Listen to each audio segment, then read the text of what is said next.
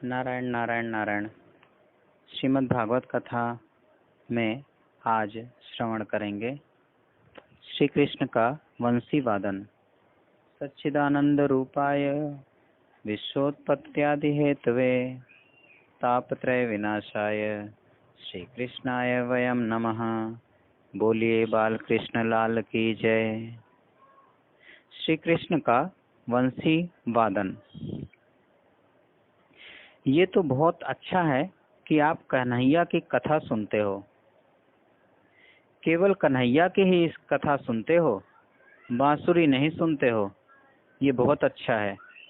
एक बार आप भगवान की बांसुरी सुनोगे तो घर में रहना कठिन हो जाएगा। श्री कृष्ण की मधुर बांसुरी जिसके कान में गई, उसको श्री कृष्ण मिलन की तीव्र इच्छा होती है। ऐसी मधुर ध्वनि कहाँ से आती है? यदनुचरित लीला कर्ण पीयूष विप्रुट सुकृद दन विभूत द्वंद्व धर्मा विनिष्टा सबद गृह कुटुंबम दीन मुत सृज्य दीना बहव इव विहंगा भिक्षुचर्या चरंती। बड़े बड़े ज्ञानी संत ओमकार का ध्यान करते हैं, ओमकार को सुनते हैं, ओमकार का नाम जप करते हैं, प्रकाशमय ब्रह्म का ध्यान करते हैं। मैं ब्रह्म हूँ, निराकार ब्रह्म का चिंतन करते हैं। श्री कृष्ण की बांसुरी कान में आने के बाद वे भी निराकार का ध्यान छोड़ देते हैं। ऐसी मधुर बांसुरी कौन बजाता है? ज्ञानी पुरुष निराकार ब्रह्म का जब ध्यान करते हैं तब उनको इंद्रिय रूपी दरवाजा बंद करना पड़ता है। अपनी समस्त इंद्रियों को समेटना पड़ता है। एक आधा दरवाजा खुला रह जाए तो इंद्रिय रूपी दरवाजे से विषय रूपी पवन अंदर घुस जाता है और ज्ञान रूपी दीपक को बुझा देता है। इसीलिए इंद्रिय रूपी दरवाजे को बंद रखते हैं कि पवन अंदर नहीं आए। श्री कृष्ण की मधुर बांसुरी सुनने के बाद ज्ञानी पुरुषों की समाधि लगती है। ऐसी मधुर ध्वनि कहाँ से आती है? श्री कृष्ण की मधुर बांसुरी सुनने के बाद ज्ञानी पुरुषों को समाधि लगती है। ऐसी मधुर ध्वनि कहाँ से आती है? नाक पकड़ना नहीं, प्राणायाम करना नहीं, आंख बंद करनी नहीं, खुली आंख से समाधि लग जाती है। आंख बंद करने के बाद जिसका मन स्थिर रहता है, वह जब आंख खोलता है तब मन चंचल हो जाता है।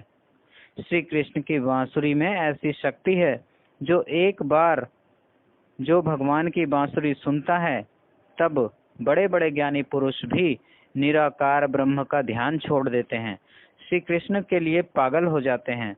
ऐसी मधुर ध्वनि कहाँ से आ रही है? मुझे श्री कृष्ण को देखना है, श्री कृष्ण के साथ एक होना है। राधा कृष्ण राधा कृष्ण राधा कृष्ण कीर्तन करते हुए श्रीधाम वृंदावन में आ जाते हैं। बड़े बड़े राजा जो राजमहल में सुख से रहते थे, श्री कृष्ण की बांसुरी उनके कान में आई, फिर तो राजमहल का सुख उनको तुच्छ लगने लगा। राजमहल में क्या सुख है? राजमहल का सुख छोड़ करके पागल जैसे हो जाते हैं। श्री कृष्ण को मिलने की तीव्र इच्छा होती है। लाला की मधुर बांसुरी जिसने सुनी, उसको संसार का सभी सुख तुच्छ लगता है। श्री कृष्ण अपने अलौकिक सौंदर्य से आंख का आकर्षण करते हैं, बांसुरी से कान का आकर्षण करते हैं। गोपी मेरा दर्शन करे, गोपी मुझे ही सुने, गोपी मुझ में ही मन रखे, गोपी मेरी ही बातें करे। इंद्रिय की शक्ति संसार के विषयों में बह जाती है। मरने के बाद किसी को मुक्ति मिलती हो, यह कहने के लिए आता है कि मुझे मुक्ति मिली है। मरने के बाद किसी को मुक्ति मिलती हो, वह कहने के लिए आता है क्या कि मुझे मुक्ति मिली है? मरने से पहले जिसको मुक्ति का आनंद मिलता है, उसी को मरने के बाद मुक्ति मिलती है।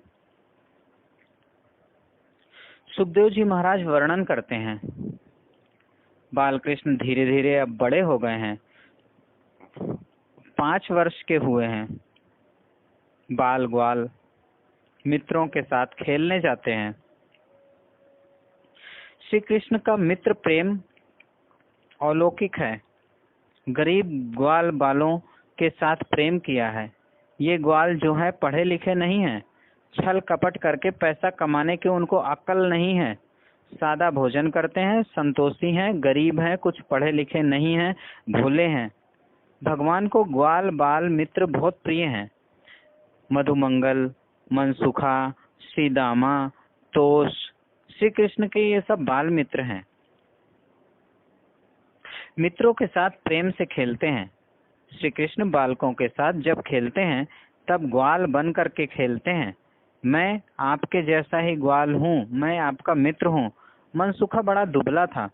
कृष्ण ने मनसुखा के कंधे पर हाथ रखा और मनसुखा से कहा है, मनसुखा तुम मेरे मित्र हो। मनसुखा ने मस्तक हिलाया और कहा, हाँ मैं मित्र हूँ। वह बहुत दुर्बल था, उसके शरीर की सभी हड्डियां दिखती थी। श्री कृष्ण ने कहा, मेरा जो मित्र है वह मेरे जैसा ही पुष्ट होना चाहिए। तुम तगड़े क्यों नहीं होते हो? पुष्ट हो जाओ, हृष्ट पुष्ट हो जाओ। ऐसा दुबला मित्र मुझे अच्छा नहीं लगता। जीव और ईश्वर की अनादिकाल से मैत्री है।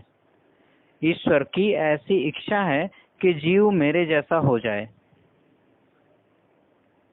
श्री कृष्ण ने मनसुखा से कहा, तुम भी मेरे जैसे हो जाओ।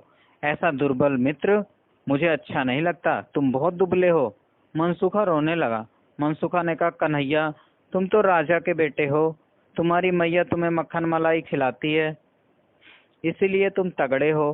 कन्हैया मैं बहुत गरीब हूँ, मैंने कभी मक्खन खाया नहीं है।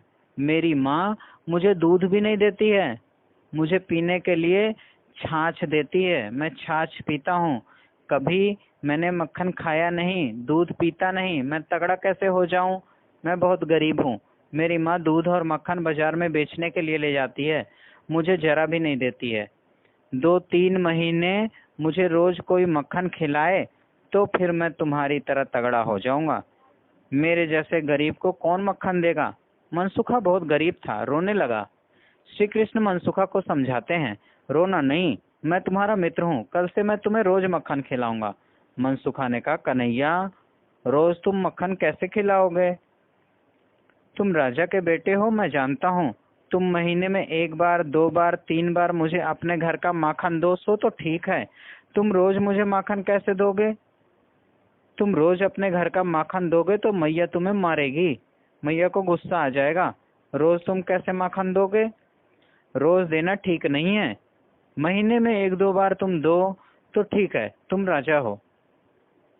कहिए कन्हैया ने कहा, अपने घर का माखन तुम्हें मैं देने वाला नहीं हूँ, मैं तो बाहर का कमा करके ही तुम्हें खिला दूंगा, घर का नहीं दूंगा। कन्हैया तुम्हें कमाने आता है? अरे मुझे सब कुछ आता है। कन्हैया तू कैसे कमाएगा? श्री कृष्ण समझाते हैं, मैं जानता हूँ, हम सब लोग मिल करके एक मंडली बनाएंगे, मंडल चलाएंगे। एक मंडल बनाना है, मैं जानता हूँ बहुत मिलेगा, सबको लाभ होगा, ऐसा एक मंडल बनाना है। कन्हैया मंडल बनाना है तो मंडल का नाम क्या रखेंगे?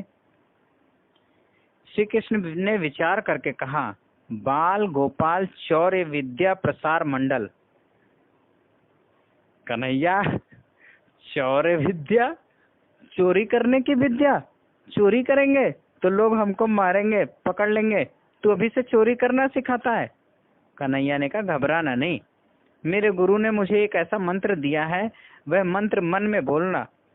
मंत्र को मन में जप करता हुआ जो चोरी करे उसे कोई देख सकता नहीं है और कोई पकड़ सकता नहीं है। कदाचित पकड़ में आ भी जाए तो पकड़ से छूट जाएगा, ऐसा मंत्र है, मैं जानता हूँ। अच्छा कन्हैया तुम मंत्र भी जानते हो? क्या मंत्र है, क्या मंत्र है? कन्हैया ने कहा, कान में दूंगा, ध्यान रखना सब लोग, किसी को देना नहीं, मैं तुम्हें देता हूँ। कन्हैया ने एक एक के कान में कन्हैया ने मंत्र दिया। जब चोरी करने जाएं तो मन में बोलना, कफल्लम कफल्लम, ऐसा बोलना, ये मंत्र है।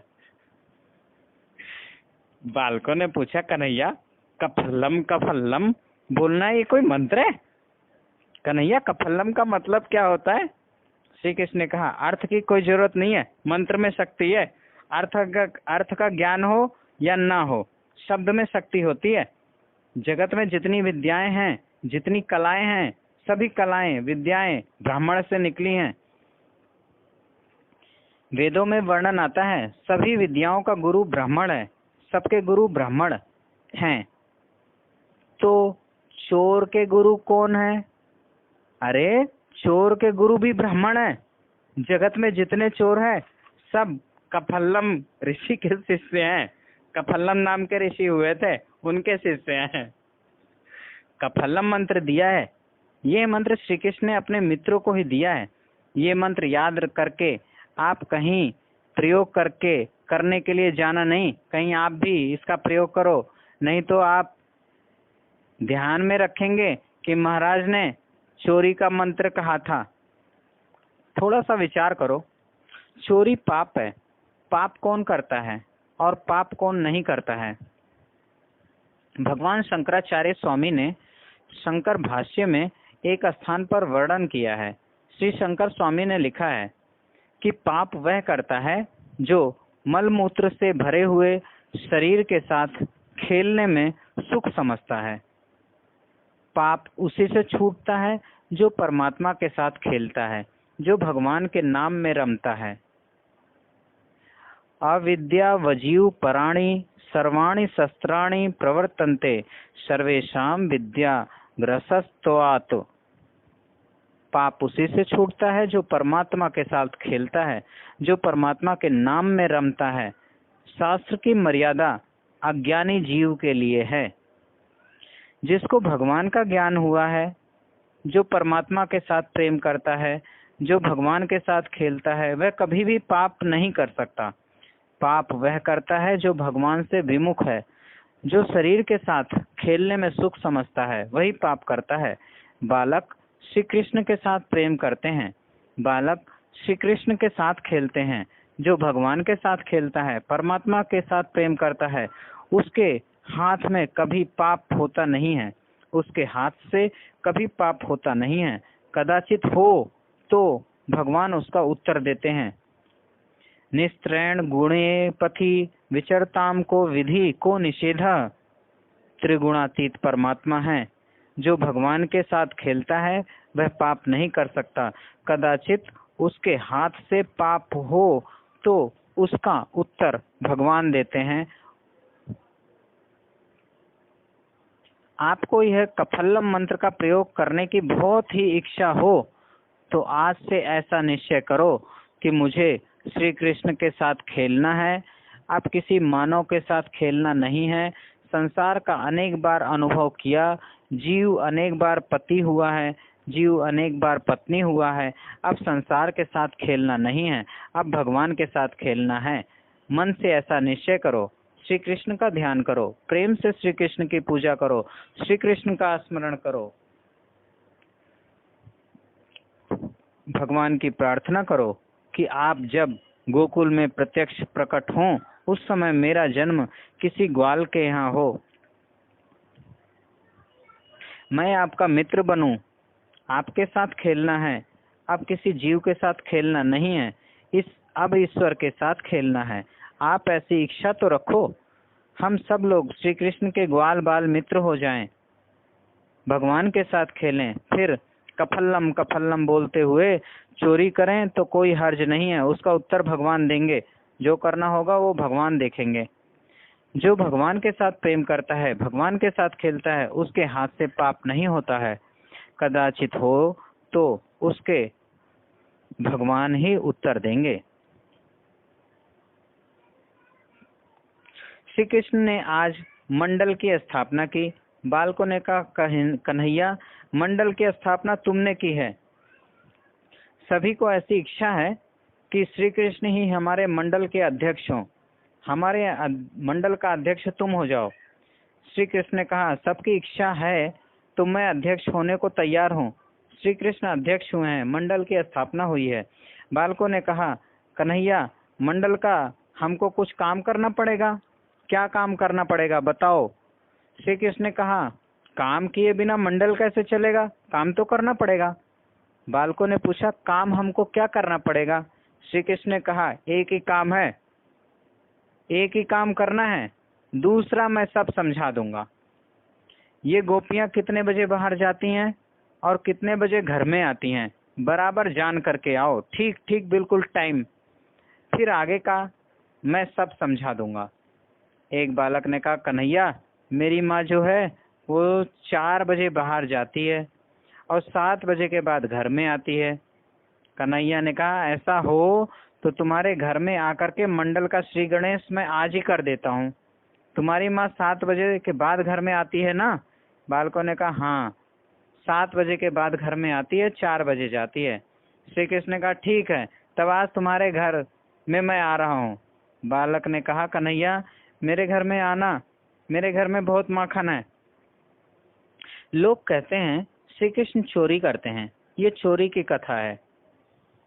गंगा किनारे सुखदेव जी महाराज संत समाज में गोपियों की प्रशंसा करते हैं। गोपियां प्रेम की मूर्ति हैं। गोपियों के घर का माखन कन्हैया को अच्छा लगता है, कन्हैया को भाता है। श्री कृष्ण के घर में बहुत माखन है, बहुत गायें हैं। जगत का आकर्षण श्री कृष्ण करते हैं। श्री कृष्ण का आकर्षण गोपी प्रेम करता है। गोपियों का शुद्ध प्रेम है। भगवान की ऐसी भक्ति करें कि भगवान को आपके घर आकर खाने की इच्छा हो, भगवान को भूख लगे और आपके घर में आए। ऐसी भक्ति करो जहाँ अतिशय प्रेम है, वहाँ मानव भी मांग करके खाता है। जहाँ प्रेम कम होता है वहाँ कोई दे तो भी लेता नहीं है। गोपी प्रेम की मूर्ति है। गोपियों ने अपना तन मन धन सर्वस्व श्री कृष्ण को अर्पण किया है। जो गोपियां सर्वस्व श्री कृष्ण को अर्पण करती हैं, उनके घर में जा करके थोड़ा सा माखन भगवान खाते हैं, तो ये क्या चोरी है? गोपियों ने तो अपना सब कुछ भगवान को दिया है, ये चोरी की कथा नहीं है। सुखदेव जी महाराज गंगा किनारे संत समाज से गोपियों की प्रशंसा करते हैं। गोपी प्रेम ऐसा शुद्ध है कि भगवान को गोपियों के घर जाकर के माखन खाने की इच्छा होती है। गोपियों की महिमा का वर्णन कौन कर सकता है? श्री कृष्ण तो जगत के मालिक हैं। गोपियों ने अपना सर्वस्व भगवान को दिया है, ये चोरी नहीं है। लौकिक भाव से कोई विचार करे तो भी यह चोरी नहीं है। अलौकिक भाव से तो चोरी है ही नहीं, लौकिक भाव से भी चोरी नहीं है। कोई श्री कृष्ण में लौकिक भाव रखता हो तो भी ये चोरी नहीं हो सकती। जिस गोपी के घर में श्री कृष्ण माखन खाते हैं, उस गोपी का पुत्र श्री कृष्ण के मंडल में है। वही कन्हैया को कहता है, मेरी माँ 7 बजे के बाद आती है। गोपी का पुत्र तो घर का मालिक है, घर का मालिक साथ में है और सब मिल करके खाते हैं, तो क्या ये चोरी है? लौकिक दृष्टि से भी ये चोरी नहीं है। जिस गोपी के घर में भगवान माखन खाते हैं, उस गोपी का पुत्र भी मंडल में है। वही श्री कृष्ण को कहता है कि मेरे घर आना। ये शुद्ध प्रेम की कथा है, यह अलौकिक कथा है। सुखदेव जी महाराज गंगा किनारे गोपियों की प्रशंसा करते हैं। धन्य है गोपियों को। गोपियों का वस्त्र संन्यास वस्त्र नहीं है, गोपियों का प्रेम संन्यास है। सुखदेव जी महाराज ने सब कुछ छोड़ करके संन्यास लिया है। धन्य है गोपियों को, घर में उनका जीवन सन्यासी के जैसा है। गोपियों ने घर छोड़ा नहीं है। गोपियों ने अपने मन को घर से गोपियों ने अपने मन से घर को निकाल दिया है। गोपियों के मन में श्री कृष्ण का स्वरूप स्थिर हो गया है। घर छोड़ करके कहाँ जाओगे? जहाँ जाओगे वहाँ घर की तो जरूरत पड़ेगी। घर को मन से निकाल दो। बाहर का घर, बाहर का संसार किसी को दुख नहीं देता है। जो संसार मानव के मन में रहता है वही दुख देता है। संसार छोड़ना नहीं है। जिसके मन में संसार है वह जहाँ जाता है वहाँ संसार ही करता है। जिसके मन में संसार है वह मंदिर में जाकर के भी संसार की ही बातें करता है। संसार को मन से निकाल दो। गोपियां घर में हैं, उनके मन में घर नहीं है, संसार नहीं है। गोपियों का प्रेम संन्यास है। वस्त्र संन्यास से प्रेम संन्यास श्रेष्ठ है। कपड़ा रंगे ना रंगे, अंदर से भक्ति का रंग लगे, परमात्मा के साथ प्रेम हो, सुखदेव जी महाराज इसीलिए संत समाज में गंगा के किनारे गोपियों की प्रशंसा करते हैं। गोपियों का नियम है, प्रातः काल में श्री कृष्ण दर्शन करने के लिए आती हैं। यशोदा मैया को गोपियां श्री कृष्ण की एक एक मधुर लीला सुनाती हैं। गोपियों ने यशोदा मैया से कहा है, मैया कन्हैया बहुत तूफान करता है। यशोदा जी ने कहा, अरे सखी, मेरा कन्हैया तुम्हारा बालक नहीं है क्या? क्या आप सबके आशीर्वाद से बालक हुआ है? गोकुल गांव का बालक है, आपका बालक है। आपके घर में आकर के कुछ तूफान करे तो उसको थोड़ा डांटना चाहिए, उसको समझाना चाहिए। एक गोपी ने कहा, मैया मैं उसको क्या समझाऊं, वह मुझको खुद ही समझाने लगा है। मैं उसको क्या डांटूं, मुझे ही डांटने लगता है। कल मेरे घर में बहुत तूफान किया था, मैं उसको पकड़ने के लिए गई, बड़ा चपल हो गया है, दूर दूर रहा और मुझे देख करके हंसने लगा। मैंने उसने मुझे अंगूठा बताया, ले पकड़, ले पकड़। उसको कौन डांट सकता है, यही मुझको डांटने लगा, बड़ा चपल हुआ है। यशोदा मैया ने कहा, अरे सखी, मेरे कन्हैया ने तुम्हारे घर में क्या तूफान किया है? गोपी ने कहा, मैया कल मेरे घर में आया, दूध दूहने का वक्त नहीं हुआ था तो भी बछड़ों को खोल दिया। असमय वत्सान मुंचन, असमय समयम अतिक्रम्य, वत्सान विषयासक्त जीवान, संसार बंधनात् मुंचन। श्री कृष्ण की प्रत्येक लीला में रहस्य भरा हुआ है। श्री कृष्ण कृपा से ही कृष्ण लीला का रहस्य ज्ञान में आता है। दूध दूहने का समय होने के पश्चात बछड़ों को छोड़ता है, वह तो साधारण ग्वाल है। उसकी कथा गंगा किनारे कहने की क्या जरूरत है? सुखदेव जी महाराज गंगा किनारे ऐसे ग्वाल की कथा करते हैं जो दूध दूहने का समय नहीं हुआ है और बछड़ों को छोड़ देता है। असमय वत्सान मुंचन, वत्सान विषयासक्त जीवान, संसार बंधनात् मुंचन। नारायण नारायण नारायण। कल की कथा में श्रवण करेंगे क्रम मुक्ति और सद्यो मुक्ति। श्री भागवत भगवान की है आरती, पापियों को पाप से है तारती। ये अमर ग्रंथ, ये मुक्ति पंथ, ये पंचम वेद निराला, नव ज्योति जगाने वाला। हरि नाम यही, हरि धाम यही, जग मंगल की है आरती, पापियों को पाप से है तारती। ये शांति गीत पावन पुनीत, पापों को मिटाने वाला, हरि दर्श कराने वाला है। सुख करनी है दुख हरणी, मधुसूदन की है आरती, पापियों को पाप से है तारती। ये मधुर बोल जग फंद खोल, सन्मार्ग बताने वाला, बिगड़ी को बनाने वाला। श्री राम यही घनश्याम यही, श्री राम यही घनश्याम यही, प्रभु के महिमा की आरती, पापियों को पाप से है तारती। श्री भागवत भगवान की है आरती, पापियों को पाप से है तारती।